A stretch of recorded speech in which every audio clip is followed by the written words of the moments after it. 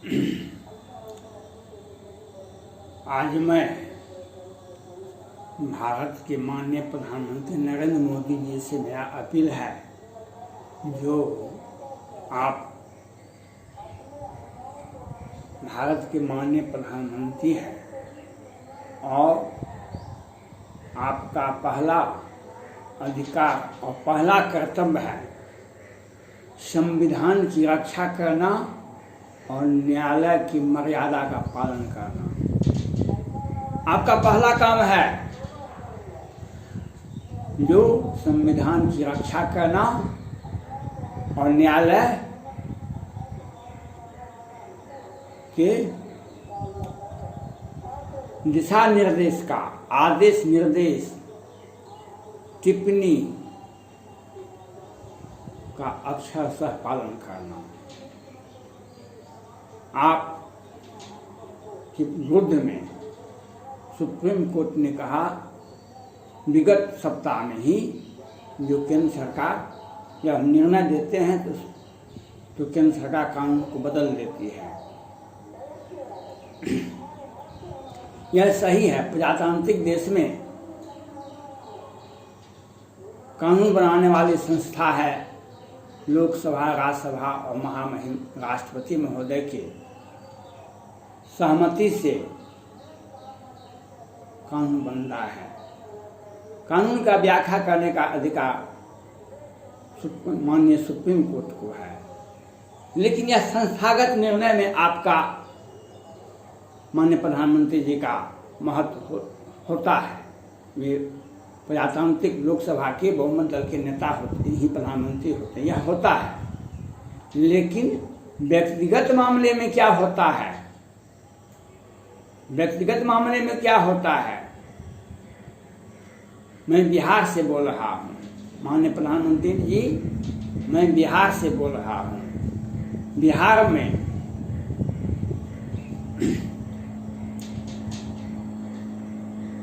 (2020) में सृजन घोटाले के मुख्य आरोपी को लोअर कोर्ट और वैकेंट कोर्ट से जमानत मिल जाता है मैनेज करके, और पटना हाई कोर्ट के वरीय न्यायाधीश राजेश कुमार जी सुप्रीम कोर्ट को और प्रधानमंत्री कार्यालय को और महामहिम राष्ट्रपति जी को विधिवत सूचना दे देते हैं। आप इस पर संज्ञान नहीं लिए। क्या यह कोरोना से भी यह बहुत बड़ा महामारी फैलेगा? जब सत्ता बदलेगी तब यह काहे तो आपको विधिवत सूचना दी गई थी। सृजन घोटाले के बड़े आरोपी को बिहार सरकार बचा रही, क्योंकि बिहार सरकार में वर्तमान में राज्यसभा सांसद सुशील मोदी जी, उनकी बहन रेखा मोदी जी और नीतीश कुमार जी बिहार के माननीय मुख्यमंत्री, ये सब मिल करके घोटाला किए हैं, सृजन घोटाला। और ये लोगों के विरुद्ध ये केंद्र सरकार ने अपना पहुंच बनाए हुए हैं, सुशील मोदी जी, नीतीश कुमार जी, और ये सब मामले को दबाए हुए हैं। ये मामला आपको माननीय प्रधानमंत्री, आपको भी विधिवत सूचना दी गई है। आप इससे जवाबदेही से मुकर नहीं सकते। इसके पहले 2019 में ये चमकी बुखार हुआ था और मुजफ्फरपुर में, और मुजफ्फरपुर में ही बालिका गृह कांड हुआ था, जिसमें 11 बच्ची की हत्या होती है, 34 के साथ बलात्कार होता है, और बिहार के मीडिया में कहीं भी नहीं आता है। तत्कालीन सुप्रीम कोर्ट के मुख्य न्यायाधीश जी ने संज्ञान लेते हुए उसको जांच करने का आदेश दिए। जिला स्तरीय न्यायाधीश जी जांच की और निर्णय भी होगा, लेकिन वह निर्णय एक पार्ट में ही रहा। अब वर्तमान में ये 2021 में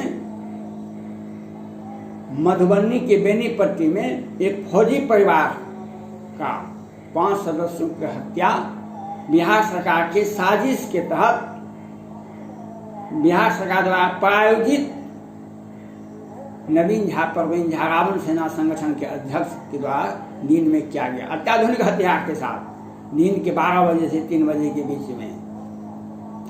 एक सप्ताह से मीडिया में नहीं निकला और पुलिस वहां नहीं पहुंची और बिहार सरकार CID को जवाबदेही जांच करने के लिए देते हैं, क्योंकि गृह मंत्री नीतीश कुमार जी हैं और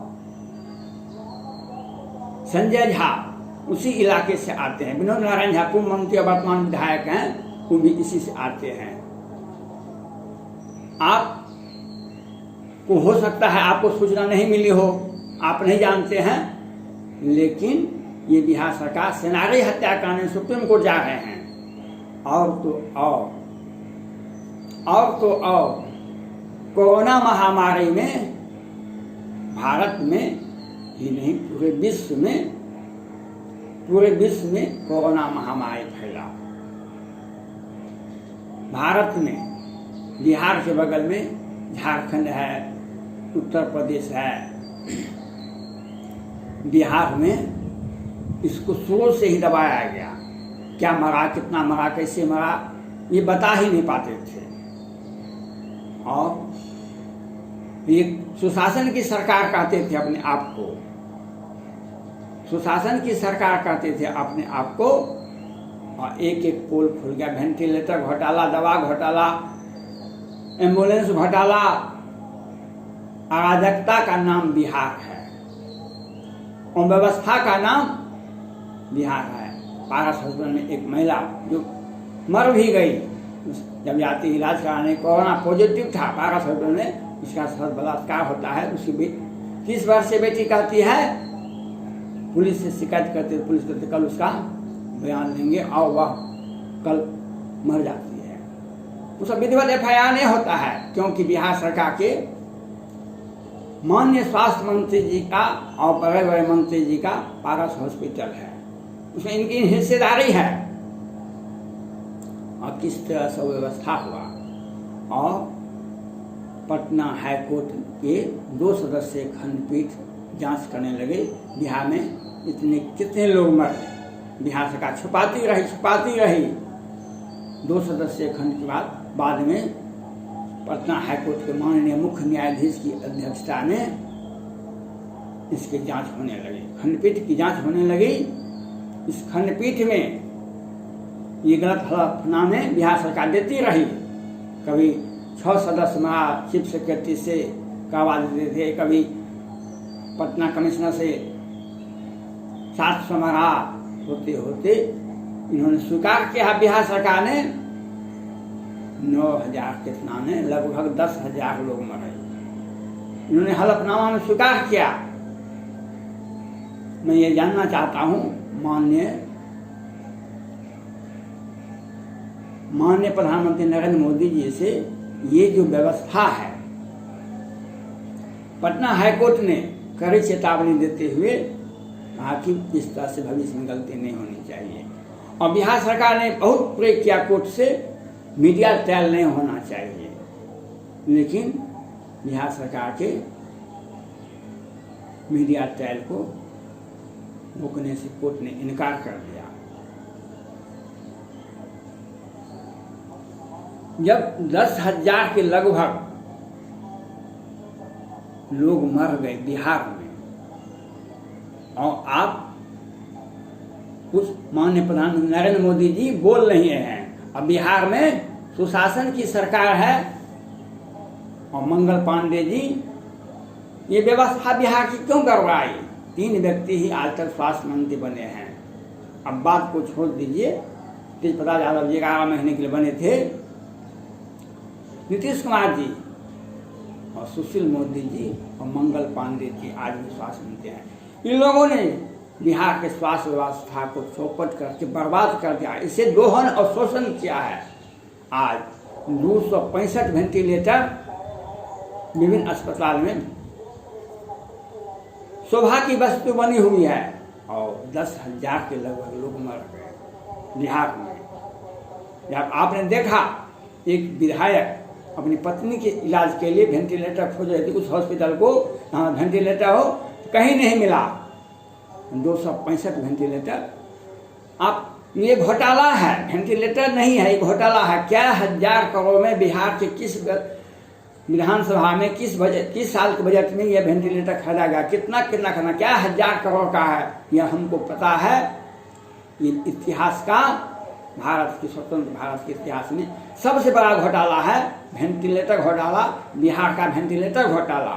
और आप इस पर मौन साधन बैठे हुए हैं, क्योंकि आपके नीतीश सुशील मोदी जी आपके पार्टी से आते हैं और इनको नीतीश कुमार जी ये बिहार के मुख्यमंत्री हैं। मैं यह आपसे यह अपील करना चाहता हूं, पटना उच्च न्यायालय की चेतावनी को आप देखिए, उनके निर्देश को देखें और बिहार सरकार को मुख्यमंत्री का पद दूसरे व्यक्ति को दिया जाए। बिहार में संविधान की व्यवस्था है, भारत में लोकसभा हो या बिहार में या विधानसभा हो, किसी भी राज्य में बहुमत दल के नेता को ही मुख्यमंत्री बनाया जाता है। बहुमत दल, लोकसभा में बहुमत दल के नेता को ही प्रधानमंत्री बनाया जाता है। आपने मधुकर एक्का झारखंड में एक निर्दलीय विधायक थे, वे मुख्यमंत्री बन गए, वे जिद किए बन गए और इतिहास से बहुत बड़ा घोटाला किए। झारखंड में पिछले एक दशक पहले घोटाला कितना हुआ। बिहार में भाजपा को 74 सीटें हैं और नीतीश कुमार को 43 सीटें हैं। आप किस तरह से भाजपा में कोई जो व्यक्ति आपके नजर में सर्वमान्य हो, आप उससे बनाइए। पहले राजद 75 सीटें हैं, वह विरोधी दल होता है, उनके गठबंधन को नहीं है बहुमत। आपका कहना सही है। भाजपा एनडीए गठबंधन को भाजपा के नेतृत्व में सरकार बननी चाहिए। जदयू के नेतृत्व में सरकार बनती है, ये गैर संवैधानिक है।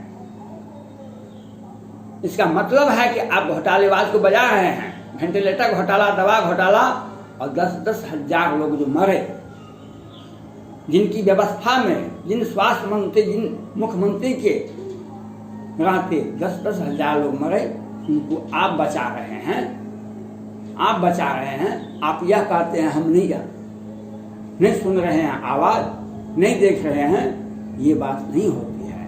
आपको इस बात पर बिहार में नेतृत्व परिवर्तन होना चाहिए, जिससे संविधान, न्यायालय, सबके मर्यादा का पालन होना चाहिए। अगर संविधान में मर्यादा का पालन आप नहीं करते हैं, माननीय न्यायालय का दिशा निर्देश, आदेश निर्देश और आदेश का पालन नहीं करते हैं, ये आपके लिए व्यक्तिगत रूप से चिंता का कारण होगा भविष्य में। किसी भी परिस्थिति में सत्ता किसी का अस्थायी नहीं होता है। किसी भी परिस्थिति में कितनों भी कुछ कर ले, सत्ता किसी का अस्थायी नहीं होता है। इसलिए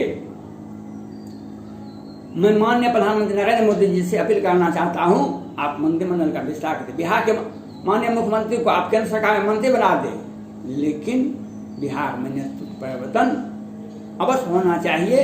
नहीं तो इससे संविधान और न्यायालय दोनों का अपमान होता है। आप इस बात को गौर करना पड़ेगा। आपको ये बात मैं विधिवत सूचना देता हूँ। धन्यवाद।